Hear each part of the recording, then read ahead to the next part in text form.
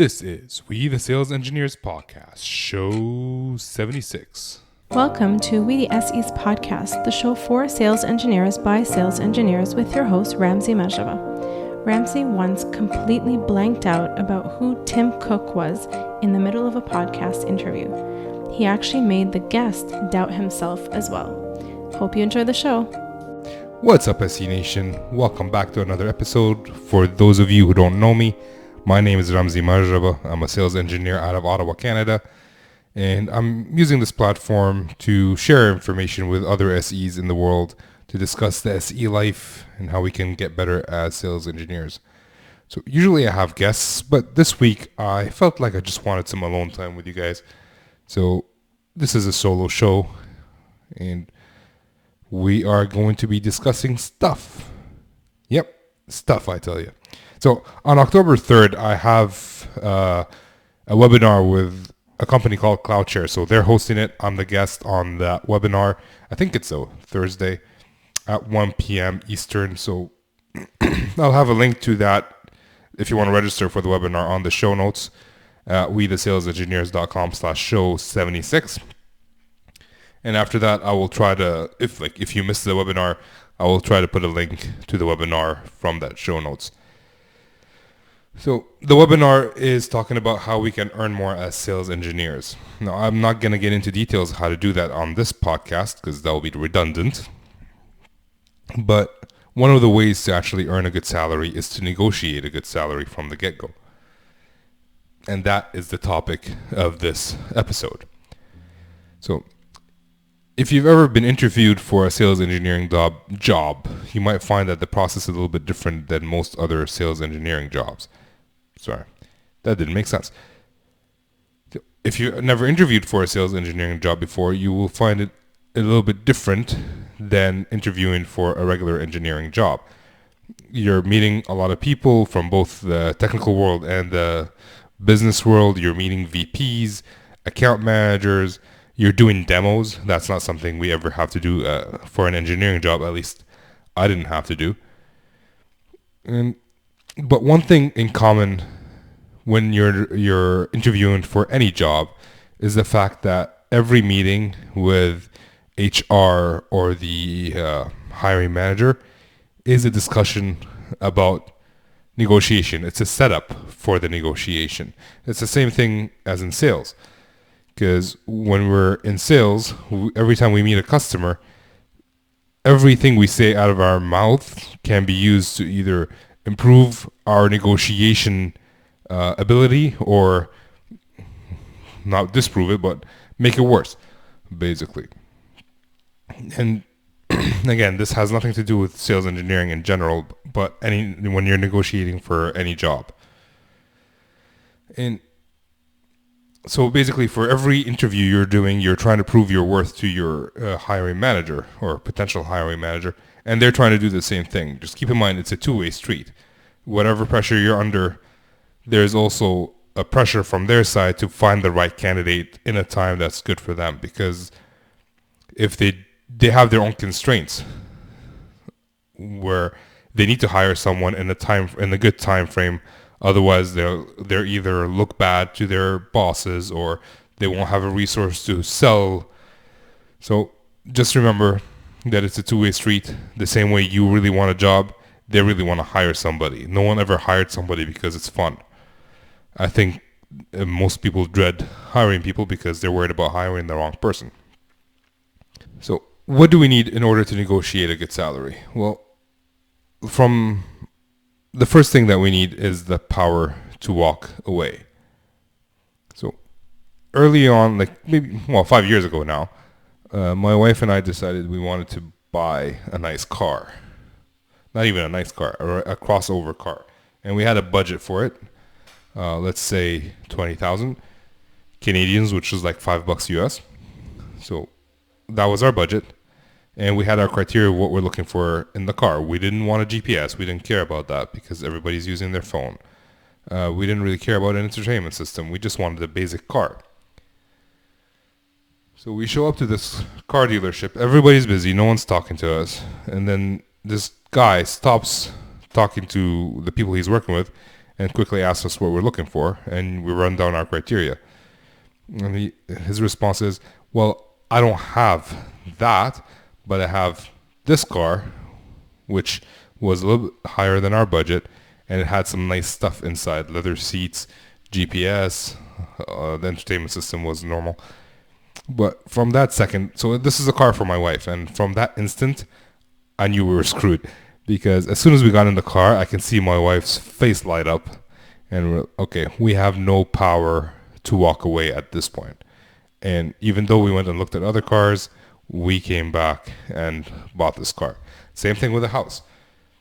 When I'm not emotionally attached to a house, there was one house I was able to negotiate down by $25,000. Another house which we were emotionally attached to, I overbid. Like the asking price was X, I paid $5,000 over X, and lucky for me, somebody else overbid me, which means I didn't get that house. I didn't make that mistake. But not being able to walk away from a position is a deterrent against negotiation. If the role is something that you really want, then you might be willing to take a smaller salary comparable to other SEs in the market. If the SE or if the applicant, you are desperate for a job, if you're hating your current job or you're out of a job at that point, you might settle for a smaller salary. And I want to make note that this is not necessarily a bad thing. Having a job is better than not having a job, or taking a pay cut is better than working in a toxic environment. But if you want to negotiate a higher price, it's better if you're not coming from such environments so that you have the power to negotiate. So that's the first thing. The second thing is you prove your value to the hiring team. So how do you do that? Well, you talk about your history. What have you done for the company that you work for? Every company wants to hire somebody that will be a positive impact on the team. On the business, on everything, especially for sales engineers. They want the customers to like you. They want you to be able to actually sell to the customers. Whether you want to call it make them successful or not, the end goal is for the customer to buy more from your company. So during an interview, it's hard, but everyone usually asks these behavioral questions like, hey, if you were in this situation, what would you do? Or what have you achieved as a sales engineer? I've actually had an interview where I did a couple of interviews, and then my third interviewer came in. He's like, well, they already asked you everything that I wanted to ask you. So we started discussing about the product, and we started brainstorming ways to actually sell the product. In the middle of, like, it was not an interview at that point, or maybe it was. Maybe it was that gentleman's way of testing me. But it was fun. And I was actually able to add value on the spot with some tactics and strategies that I've used. And I say that because that was a new team where technical people were becoming business development, so they didn't have the background in sales that I had, so I felt like I was able to help, and I did. So prove your value and show them you're able to learn fast, how you're able to do it. Show them what positive impacts you've done for your company, even if you were never in sales. If you were in support, for example, like Nick Court from nerdjourney.com. His podcast, that podcast, he's one of the co-hosts there. He talks about how he moved from IT support to sales. And he said that every support ticket was a sale because he had to convince the end users that the way he's solving the problem was the best way to solve the problem. Right? And that brought value, that showed value from his end to his customers. And the company appreciated that. The company he ended up working for, I think he works for VMware. So they like that. And why not? Like, he did a great job. So yes. And he got the job. And when you're doing the interview, every person you're being interviewed by has a different goal. A technical person might want someone who's not going to ask stupid questions, or if he shows them how to do something once, he or she shows them how to do something once, they don't want to be asked that same question again. They want someone who's intelligent, who knows the technology, and is able to speak. When you're talking to like an account manager, all they care about is selling, right? Just show them that you want to make money, for example. Like, hey, I'll do whatever it takes. Might not necessarily be true, but you will do a lot of what it takes. But what I'm saying is that know your audience and change your message to fit that audience. Let's see, what else do I have here? A sales manager is like an SE manager wants someone to be able to sell and not make them look bad because it's most likely their decision. And if you can prove that you're a good bet, you will do the job properly. No one's going to complain against you. Like your account managers, you're going to be able to deal with not so nice account managers. You're going to be able to deal with nice account managers who are demanding. You're tough-skinned. So for each person, you need to show your value. And during the demo, you need to be able to show that you can actually sell the product, even if it's a demo of a different product. Number 3. So number 1 was have the power to walk away. Number 2 is prove your value. Number 3 is know the market rate for sales engineers in your area. I don't think anyone's ever bought a house or a car or something expensive, even a computer, without doing some comparisons to other like equipment. So if I'm buying a Honda, I'm going to look at Hondas and Nissans and Toyotas just to compare so I can know the market value. If I'm buying a house, I'm going to look at comparables of the same like size, how many bedrooms, how many bathrooms, size of the house, and like how much it's sold for, so I know what to offer. So do that with sales engineering as well. There's a lot of sites. There's Glassdoor that you can take a look at. There is LinkedIn. Although I use LinkedIn, it wasn't the greatest resource. There's just talk to people, you know.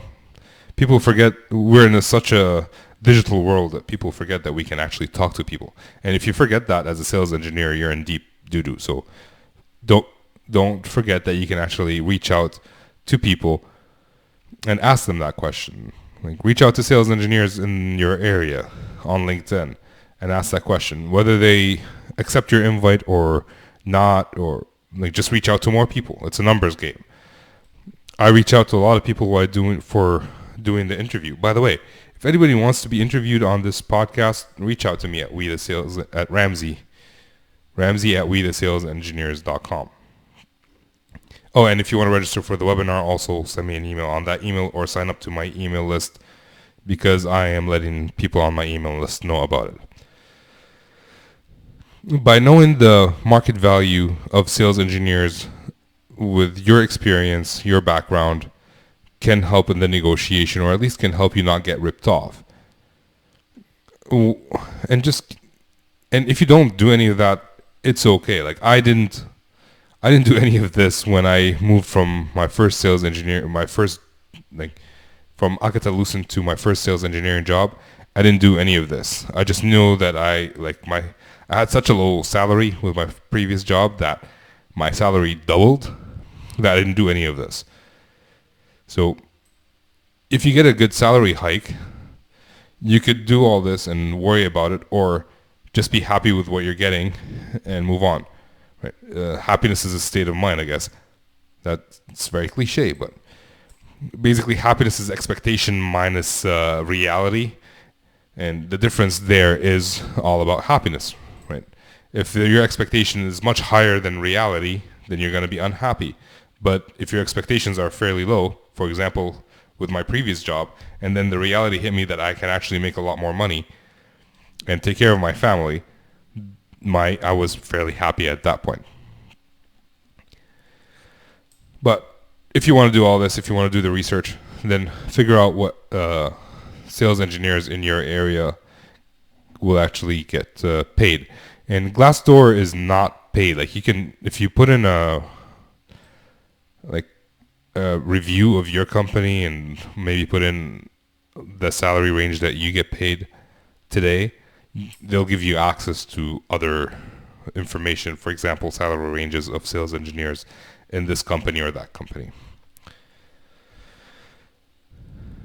All right, so that was number 3. So 1 is power to walk away, 2 is prove your value, 3 is know your market rate, and now number 4 is know the competition, or know if there is competition for your position. Generally speaking, there is. I have not been, even the job where the manager contacts me out of the blue, not the recruiter, but the hiring manager contacts me to look at the possibility of moving to his company. He had somebody in his back pocket that he was talking to in case I don't take the job or in case it doesn't work out. So there was competition. You might be a preferred person in the competition, but there's always competition. I don't think there's ever a manager who leaves it up to chance. And it's like a sales funnel. The more you have in the sales funnel, the more you can close. If you have one deal in the sales funnel, you have a 50-50 chance of closing, for example. But if you have like 10, then you'll close more than just one. And the same thing with competition. If you have one SE the company is interviewing, there's a chance that they might not get anybody. But if there's 10, there's a chance the chance gets higher of hiring one person. I don't even know if that makes sense. All right, so these are the things that you need to be able to actually start negotiation. But how do we start negotiation? Negotiation starts with the resume. If you can prove that you're a good SE from your resume, that increases your chances. If you show, even if you're a senior SE and you show like the roles and responsibilities of a junior SE on your resume, and you don't show that you've achieved your quota, then the chances are that you will not get a high salary. You might not even get hired to begin with. So you need to prove from the resume that you are a good candidate. And for my interviews, almost all recruiters ask me on the first day, on the first chat, what is the salary range that I'm looking for? And that's usually the number that you get to stick with for the rest of the negotiation, which is why I don't like to answer that question. My response is always, well, how much do you guys offer your sales engineers? Although in some cases, if there is a range that I'm looking for, I can always say that, hey, I'm looking between X and Y. And even if they pay higher, if they fit within X and Y, I'm happy, they're happy, it all works out. It's not about squeezing the last dime from the company. It's about getting a job where you'd have a good work environment and be happy doing what you're doing. So HR managers usually have a range up front of how much they can pay. The interviewee should have that.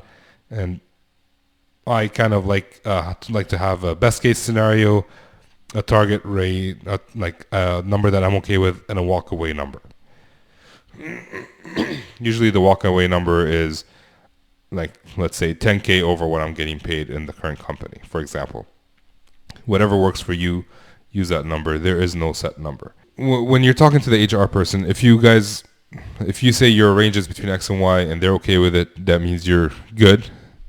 If at some point later down the line they say, oh no, we cannot offer that much, you can always refer to the first interview you had and say, hey, this is what I told you. Why are you changing that on me now? Now, in some cases, the first interview doesn't ask for a range, and the interviews keep going until the last day where they're about to hire you and they provide a verbal offer. Now, if that happened and they provide you a verbal offer that will be lower than your walkaway range, tell them like, hey, like this is not what I was looking for. I am looking for a little bit higher, and provide reasons, facts. For example, I'm getting paid this much. It's not worth it for me to actually move and start a learning curve and take time away from my family to get just a 5K increase in salary. And there's more travel, there's more commute, whatever the reasons are. And tell them, at that point tell them, this is the range that I'm looking for. So I've worked with a couple of people so far, and that's exactly what we did. And every time they're worried about losing the job, but there's a way to talk to hiring managers that's not disrespectful. You're not telling them, oh, you're an idiot. How could you even offer me that much? That's an insult. If you're reasonable, like in the end, if they can't afford you, they can't afford you. And the number's below your walkaway number anyways. So just walk away. But if they can't afford you and they want you, they will do whatever they can to hire you. So again, this happened to the person I was working with, where he was meeting the VP. He was expecting to be interviewed some more, and the VP just walked in and said, "Hey, I understand you want more money. We like you. We want you. We're gonna work for it. I'm not even gonna negotiate. I'm gonna give you my top dollar. Hopefully, you'll take it." Now, he ended up taking the job without negotiation, but he got the money exactly what he got, more than he was looking for. So was it a win-win? I would say yes. Could the director go a little bit higher? Possibly. We'll never know at this point. Or could it be that if the SE asked for more, the director would walk away? We don't know. It is possible. So just make sure that it's amiable. Like, you're not fighting with them. You guys both want the same thing. You have a similar goal. You want a career. They want someone to actually do the work. And you guys are working together. It's a partnership more than a sales. And keep in mind that money is not everything. So if they pay you a 30K more than they previously paid you, but now you're traveling 75% of the time versus 30% of the time, is that a pay raise? Especially if you have family?